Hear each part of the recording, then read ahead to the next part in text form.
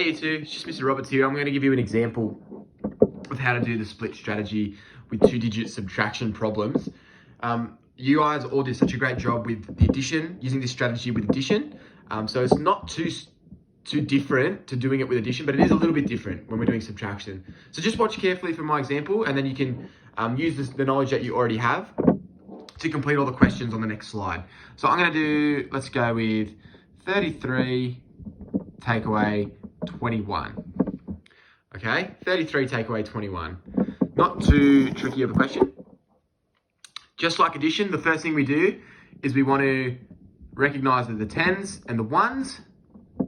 We want to take the tens away, so we're going to do 30, because if that 3 is in the tens column, it represents 30, minus 20, which equals 10. And then we want to take the ones column, which is 3, minus 1, which equals 2.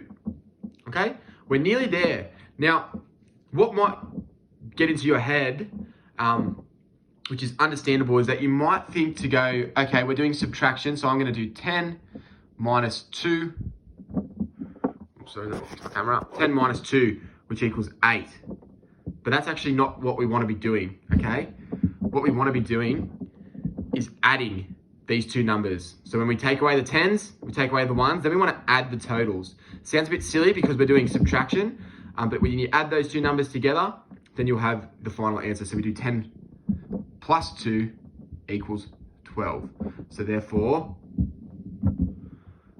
33 minus 21 equals 12.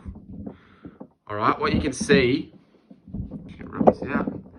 What you can see is it goes, when we do it, we do minus, minus, plus. Subtract, subtract, add. Subtract the tens, subtract the ones, and then add the two numbers together. I'll do one more example, just in case that was a little bit too tricky. I'll do another one. We'll do a little bit bigger of a number. We'll go 74 minus 32. Okay, let me set my camera up so you can actually see what we're doing. 74 minus 32, same thing. We want to recognize the tens and the ones. I just write T for 10. Sorry. I just write T for 10 and then 0 or O for ones above it. So the first thing I want to do is take away the tens. I know that the 7 represents 70 because it's in the tens column, and the 3 represents 30 because it's in the tens column. So we'll do 70 minus 30. An easy way to do this, guys, if you get freaked out that it's quite a big number, what you can just do is do 7 minus 3, which is 4, and then 0 minus 0, which is 0. So we have 70 minus 30 is 40, and then we do the ones. 4 minus 2 equals 2. So we've got the minus minus. We've done our taken away the numbers in the tens and the ones. So the last thing to do is just to add these two numbers together, okay, to get our final answer. We're not going to take them away. We're not going to do 40 minus 2 equals 38, because that wouldn't be right. We want to do